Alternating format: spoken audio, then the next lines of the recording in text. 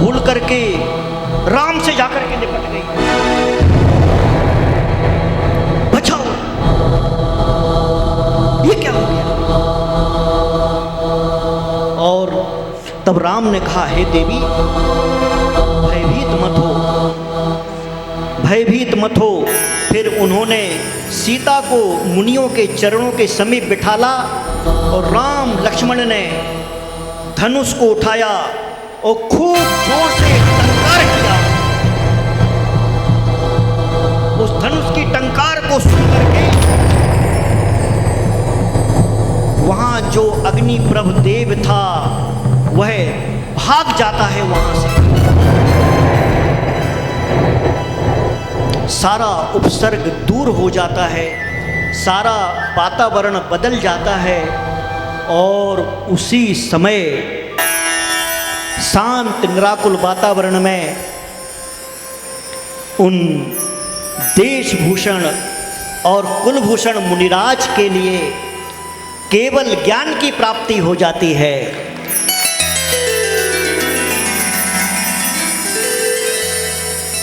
वे चारों निकाय के देव वहाँ आते हैं, भक्ति करते हैं और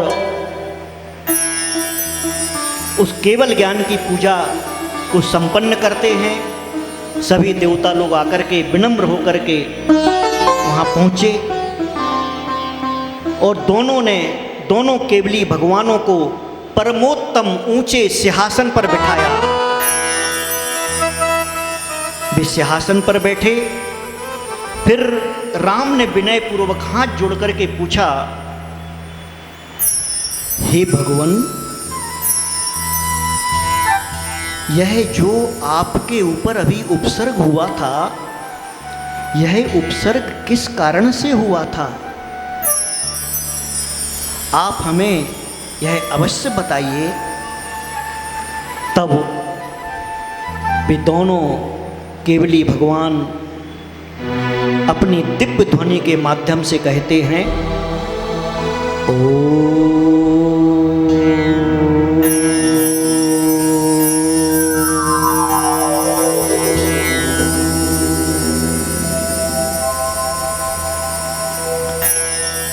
सुनो राजन, सिद्धार्थ नगर के राजा क्षेमंकर की रानी विमला से 2 पुत्र हुए, कुलभूषण और देशभूषण।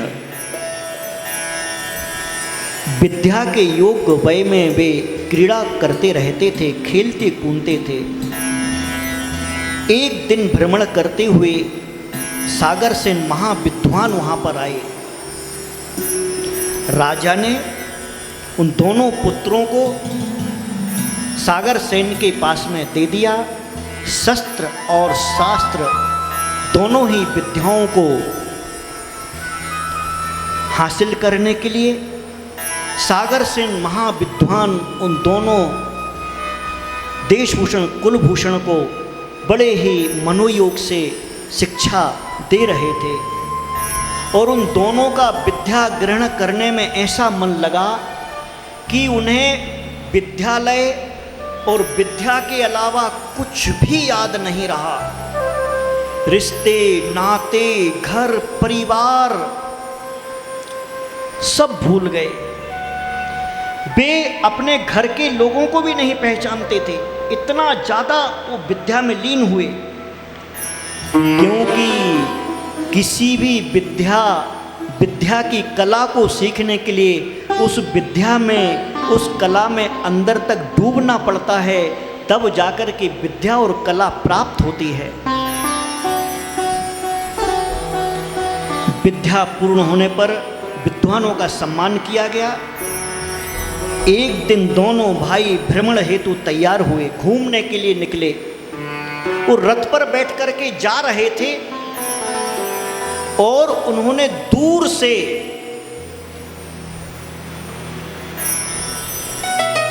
झरोके में बैठी हुई एक सुंदर कन्या देखी और दोनों उसको देखते रह गए, ऐसा अवाक एक तक।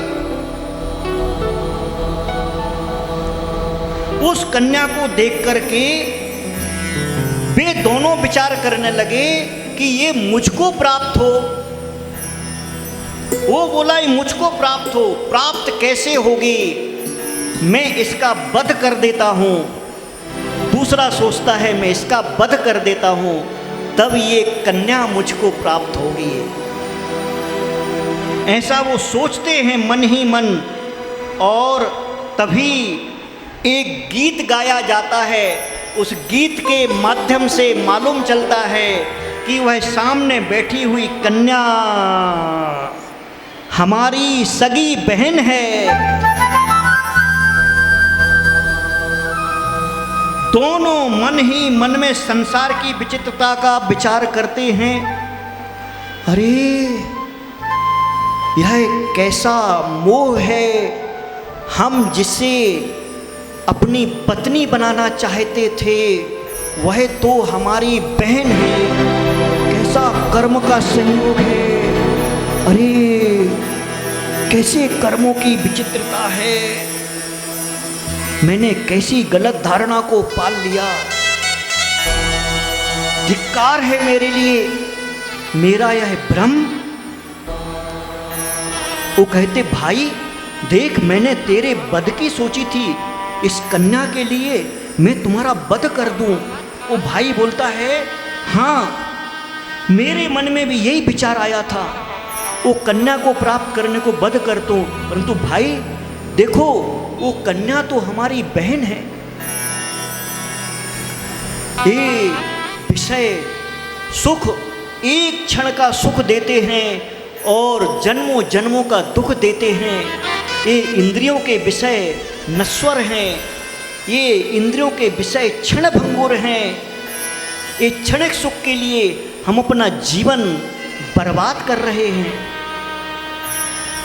ऐसे ही ना जाने हमने कितने जन्मों में इस प्रकार के दुष्कृत्य किए होंगे, अपने आप को दोनों धिक्कारते हैं और दोनों ने अपने आप को स्वयं संबोधन करके दिगंबर दीक्षा को धारण कर लिया।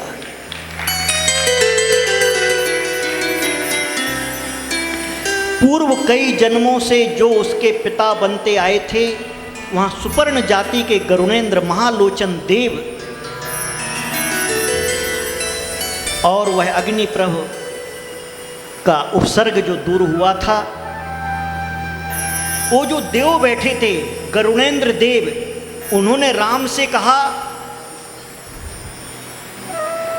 आपने हमारे पुत्रों का उपसर्ग दूर किया है, आपने हमारे पुत्रों का उपसर्ग दूर किया है, आपने परम सेवा की है, आप जो चाहते हो मुझसे मांग लो, मैं देने को तैयार हूं। गरुणेन्द्र से राम कहते हैं बड़ी कृतज्ञता से, आपत्ति के समय हम लोगों का ख्याल रखना, जब कभी आपत्ति आएगी तब हम आपको याद करेंगे और उस समय आप हमारे सहायक बनना, उस समय हमें सहायता देना। गरुणेन्द्र ने कहा तथास्तु तथास्तु तथास्तु, ऐसा ही हो। राम समय सूचक हैं और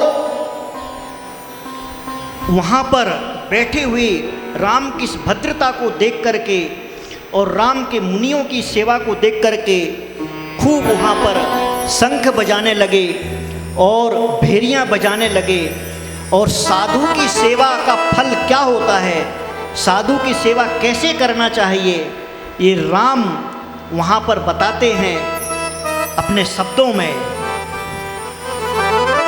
साधु सेवा भक्ति पूर्वक कर लेना रे,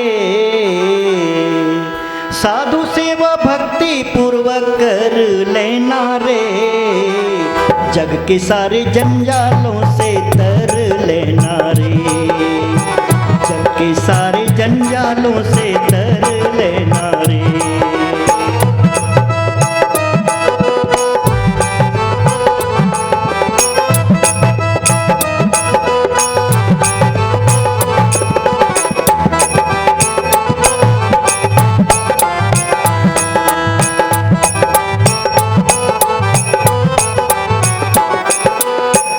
जैसा साधु करते हैं पैसा करे न कोई। माता पिता और भाई बंधु साधु समना होई। हित जैसा साधु करते हैं पैसा करे न कोई। माता पिता और भाई बंधु साधु समना होई। साधु के चरणों में रहे लेना रे। साधु के चरणों में रहे लेना रे। साधु सेवा भक्ति पूर्वक कर लेना रे। साधु सेवा भक्ति पूर्वक कर लेना रे। जग के सारे बंधनों से बच लेना रे।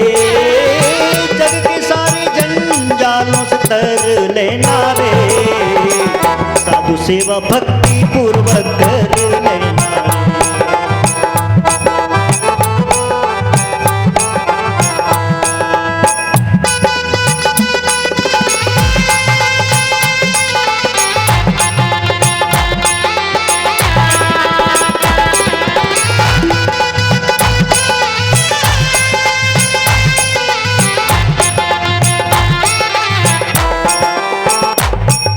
सारे जग में एक मेव ये साधु सहाई होई। सारे जग में एक मेव ये साधु सहाई होई। साधु संगति से बढ़ती है जीवों की पुण्याई। साधु समागम से बढ़ती है जीवों की पुण्याई।